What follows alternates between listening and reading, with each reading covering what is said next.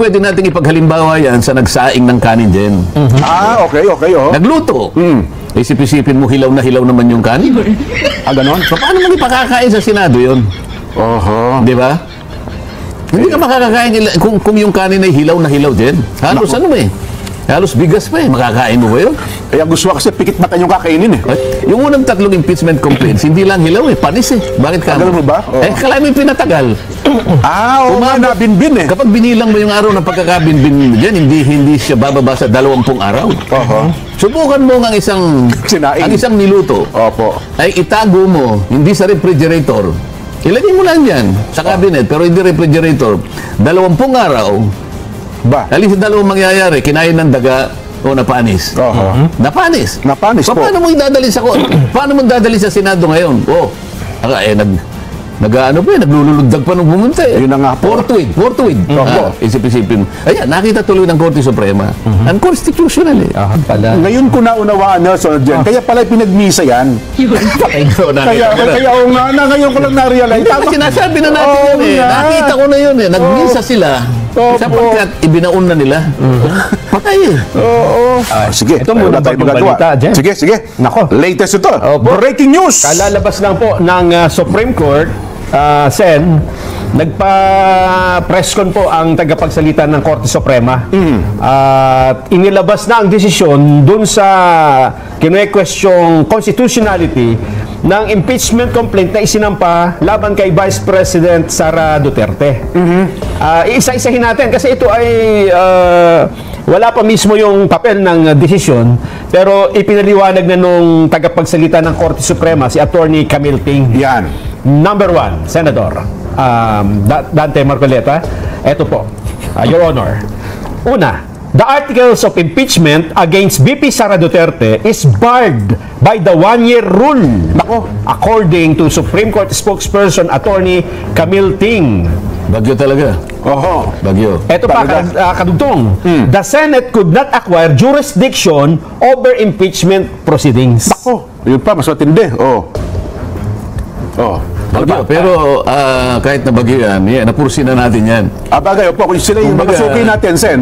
Nakita na natin, sabi natin, ayan, pumasok na sa area of Philippine, Area of responsibility sa PAR. responsibility ng ating bansa. Alam natin nakikita natin yung kung saan papunta kasi, lalong-lalo na nung ang Korte Suprema kamakailan ay naglabas ng sariling order, nire-require ang 2 kapulungan ng Kongreso na isumite yung mga ilang impormasyon na kanilang gustong makita upang mapagpasyahan nila yung 2 petisyon na umabot sa kanila. Doon pa lang sinabi na natin, nakikita na natin kung saan ang direksyon na tinatahak ng Korte Suprema. Okay. Na kung tawagin na bagyo. Di ba? So, bagyong SC. Bagyong Supreme Court. Ayan. Talaga pong todo ang signal nito, Sen, dahil sabi ni Attorney Ting, ang desisyon ng Supreme Court ay immediately executory at ito isang unanimous decision. Ano po bang ibig sabihin nun, Sen? Pagka unanimous decision, ang ginawang pagpapasya ng Supreme Court, unbank. Wala ka ng kapag-asa na mag-MR ka man lang. Ganon. Paano ka mag-MR unanimous? Zero pa lang. Wala pa lang Sino ang papansin sa'yo? Sinong, kahit isang kaluluwa doon sa Supreme Court, ang magbibigay sa'yo ng konting panahon na maaaring pagbigyan ka. Sige nga, basahin ko kung ano yung MR mo. Baka sakaling may makita nga ako riyan. Wala eh. Isinara na po ang lahat ng mga pagkakataon para ikaw man lang ay humingi ng motion for reconsideration. Tsaka, immediately executory. Wala nang MR yan. Wala nang appeal yan. Yun pala yung immediately, walang forthwith. Kundi agad-agad, dapat ipatupad pala yan. Ang liwanag naman kasi kagaya ng binabanggit natin, doon sa una pa lang na mga pagtalakay natin dyan, wala talagang, alam mo, ito maaring magdamdam yung ibang makakarinig, lalong-lalo na yung mga kasamahan ko sa House of Representatives dati. Opo. Pero pwede nating ipaghalimbawa yan sa nagsaing ng kanin din. Okay. Nagluto. Isip-isipin mo, hilaw na hilaw naman yung kanin. Ganon? Paano mo ipakakain sa Senado yun? Di ba? Hindi ka makakakain kung yung kanin ay hilaw na hilaw din. Halos Halos bigas pa eh. Makakain mo ba yun? Kaya gusto ko kasi pikit mata yung kakainin eh. Ay, hindi. Kaya nga sinabi ko na sa iyo nun. Kung matutuloy, sinasabi ko nga eh. Ang totoo niyan, yung unang 3 impeachment complaints, hindi lang hilaw eh. Panis eh. Bakit ka? Ganun mo ba? Oo. Kala mo yung pinatagal. Oo nga, nabinbin eh. Kapag binilang mo yung araw ng pagkakabinbin dyan, hindi siya bababa sa 20 araw. Subukan mo ang isang Sinaing. ang isang niluto Opo. ay itago mo, hindi sa refrigerator. Ilagay mo lang dyan sa cabinet, pero hindi refrigerator. 20 araw, Ba? alis sa dalawang mangyayari, kinain ng daga o napanis. Napanis. Napanis po. Paano mo idadali sa paano mo dadali sa Senado ngayon? Naglululundag pa nung pumunta eh. Yun na nga po. Forthwith. Opo. Isip-isipin mo. Ayan, nakita tuloy ng Korte Suprema. Unconstitutional eh. Isipin mo, yung 3, hindi nila isinalang. Nilagay sa cabinet, napanis, o pagkatapos, gagawa ng pangalawa raw, at diniretso sa Senado. O, sabi ng Korte Suprema, that's in violation of the 1-year rule ban. Hindi po pwede yun. Dapat kung ikaw, dapat yung pang-apat, kasi ituturing mong pangalawa ito eh. Opo. Yung pang-apat, halos naging pangalawa lang, dahil yung unang 3, isa lang yun, pinatay. Kaya kung gusto mong mag-file ka sa February 5 o February 6, 2026. Kasi ng pang isang taon. Isang taon eh. Hindi, ang ginawa mo, pinatay mo yung unang 3, pagkatapos, nung pumitada yung Pebrero 2025, bigla mong tinransmit sa Senate. So, nahalata tuloy. Sen, babasahin ko na para Basahin mo. makompleta ko na yung detalye. Sige. At magkaroon tayo ng buong konteksto. Ang sabi pa ni Ting, bukod sa unanimous decision, ang inilabas na pagpapasyang ito, Ting said the first 3 complaints were deemed terminated or dismissed and no other impeachment complaint may be entertained before February 6, 2026. Nakita mo. The High Tribunal's ruling does not bar the refiling of the complaints after a year or in February 2026. Ting said that apart from 1-year ban, the Supreme Court en banc also found the impeachment complaint against VP Sara Duterte to be violative of her right to due process as enshrined in the Bill of Rights of the Constitution. At dahil po ito ay running story to Jen, may mga lumalabas pang mga detalye. Meron pala siyang kinote Sen na mga parte ng desisyon. Ito ang isa. Ting quoting a portion of the Supreme Court en banc's unanimous decision declaring the impeachment complaint versus VP Sara Duterte unconstitutional. Ito yung quote. Our fundamental law is clear. The end does not justify the means. Ito pa po yung isang quote. There is a right way to do the right things at the right time. This is what the rule of just law means. This is what the fairness or due process of law means even for impeachment. Tama naman yun eh. Alam mo kung saan kinuha yan kahit di pa natin nababasa yung kabuuan ng desisyon ng Korte Suprema. Nakalagay sa mismong tuntunin ng Rules of Procedure in Impeachment Proceedings sa House of Representatives. Lahat ng impeachment complaints na ipapile, maging ito ay galing sa pribadong tao o kaya mismo na sa mga miyembro ng House of Representatives o kaya ito'y pinirmahan ng hindi bababa sa 1/3 ng lahat ng miyembro ng House of Representatives, kinakailangan i-refer mo sa Committee on Justice. Yun ang tuntunin. O isip-isipin mo, umabot lamang doon sa tinatawag nilang 10 session day. Hindi totoo yun, Jen, Nelson. Sa totoo lang, kapag ako talagang nakahanda tayo, sinasabi ko naman sa inyo, kung yan ay natuloy halimbawa na pag-usapan sa Senado, unang-unang pagkakamali nila, Jen, yung unang complaint ay i-file at in-endorse at ito'y tinanggap ng opisina ng Secretary General December 2.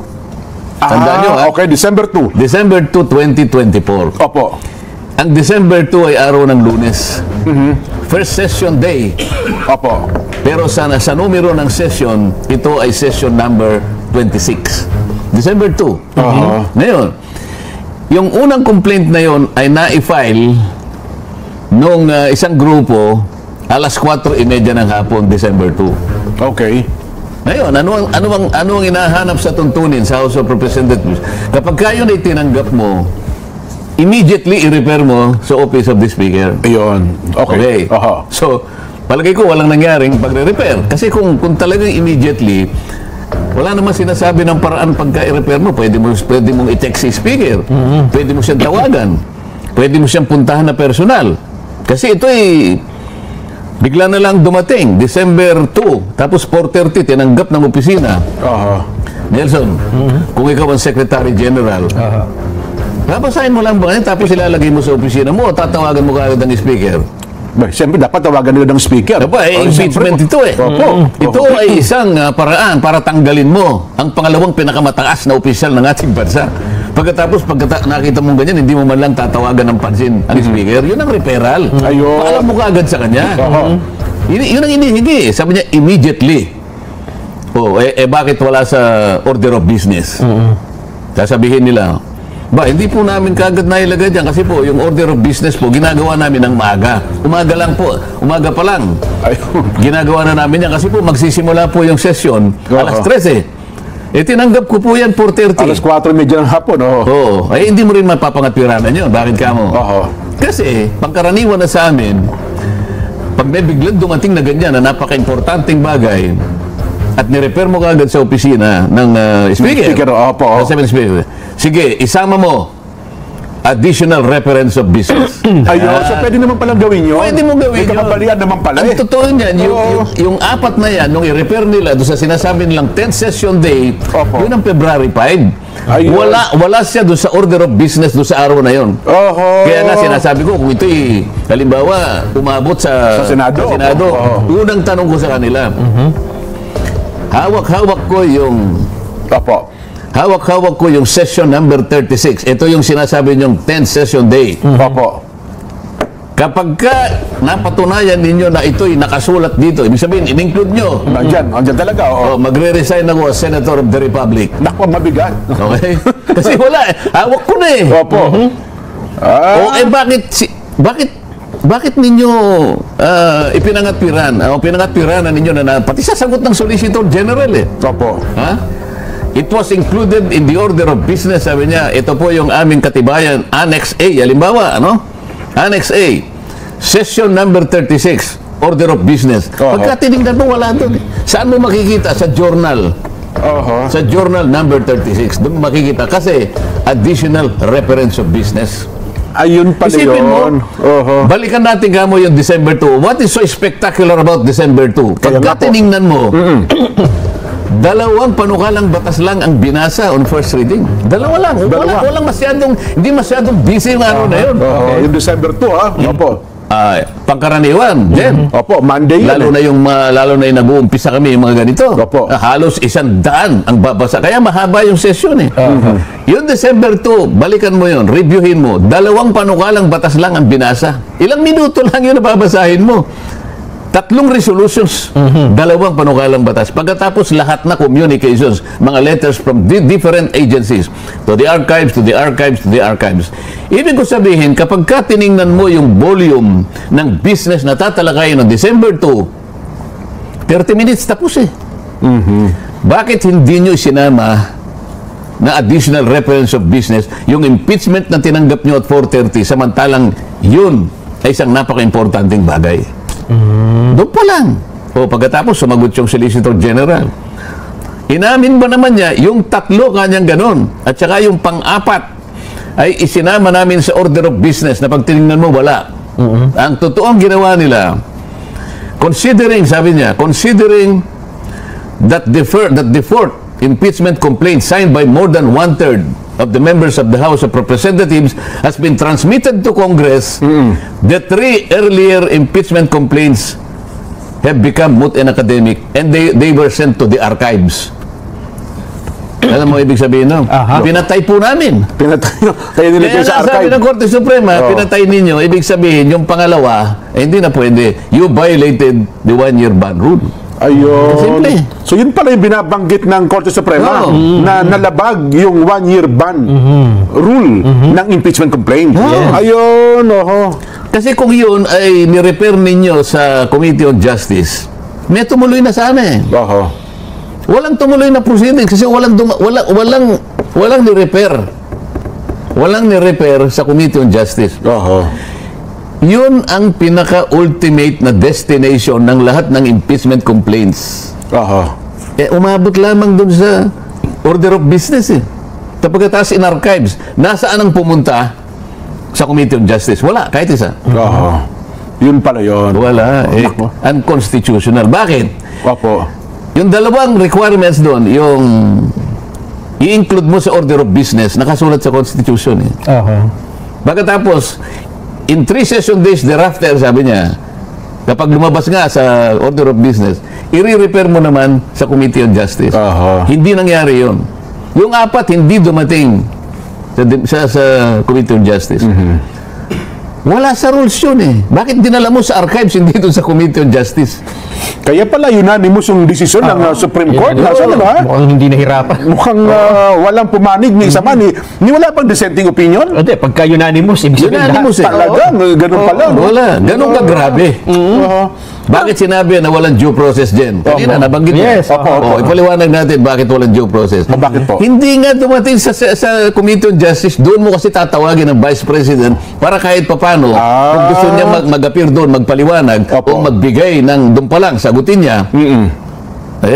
Walang nangyari. Wala rin mo kasing gano'n, no? Ni isang pagdinig ata sa Committee on Justice, wala po nangyari. Wala eh. Diniretso agad eh. Marami silang itinago doon sa kanilang tuntunin. Opo.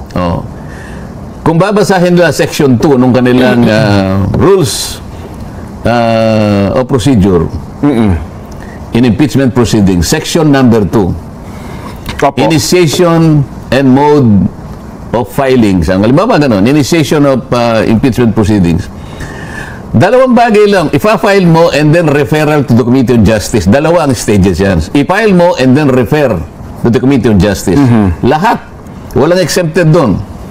Kahit na ito'y galing sa private individual, galing sa member ng Congress, o kaya pinirmahan ng 1/3 o higit pa. Lahat ng ito nakalagay sa Section 2, i-repair mo sa Committee on Justice. Committee on Justice, ayun. Yung port complaint dumating, hindi, tinransmit ka niyan. Opo, nilalagay sa Senado yun. Yun ang kanilang pag-aakala na kapag ka 1/3, ita-transmit mo. Samantalang kung basahin niya uli doon, ang sinabi lang, pagka 1/3 o higit pa, yung pagta-transmit doon, gayahin mo kanya yung approval ng isang bill. Yun lang naman ang sinasabi, yung kung paano mo ita-transmit. Pero walang sinasabi na hindi mo muna i-repair sa Committee on Justice. Ayun pala. Ngayon ko naunawaan, Nelson, kaya pala pinagmisa yan. Patay na. Kaya ngayon ko lang na-realize. Hindi ba sinasabi na natin yun eh. Nakita ko na yun eh. Nagmisa sila. Sapagkat ibinaon na nila. Patay eh. Pangganito. Ito pa yung isang maliwanag. Doon sa pangangatwira ng Solicitor General, sabi niya, yung puka niyang mga nag-file at nag-endorse ng mga naunang complaints, halos 7 yun din eh. Yung unang complaint, isang nag-endorse. Parang Percival, whatever. Opo, yung representante ng ano. Yung pangalawa, 3 eh. Nandun sila Arlene Brosas, sila yung ganyan. Teacher ata yan. Tapos meron na namang parang 2 na naman yon. Tapos yung isa si Congressman Bordado. Basta 7 lahat yon. Ang sabi nung Solicitor General, yung nag-endorse nung 3 complaints. Naunang tatlong complaints. Nag-endorse din sila, pumirma din sila doon sa pang-apat. Ang tanong.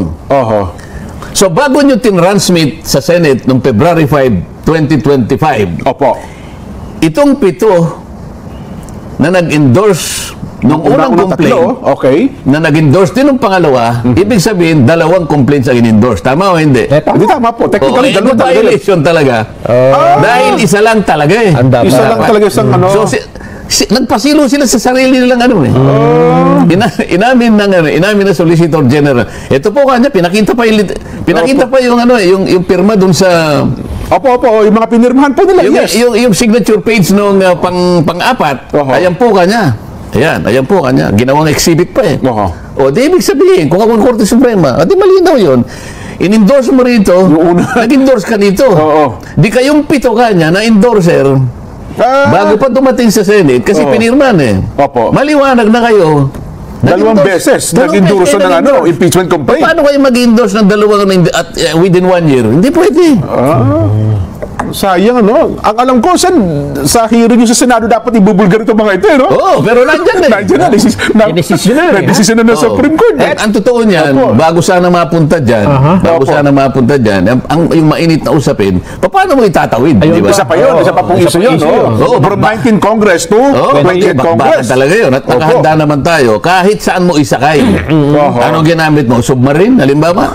Aeroplano? Hindi na makita, kasi ilalim na ng bangka? dagat, eh, oh. Ha? O nilangoy mo? Baka boring machine po, ginamit. Dinahin sa ilalim ng lupa, eh. Kaya nga. Boring Oo, machine na. Pero matutuntun natin. Ha? Ayun. Basta sabihin mo lang kung paano mo itinawid. Oo.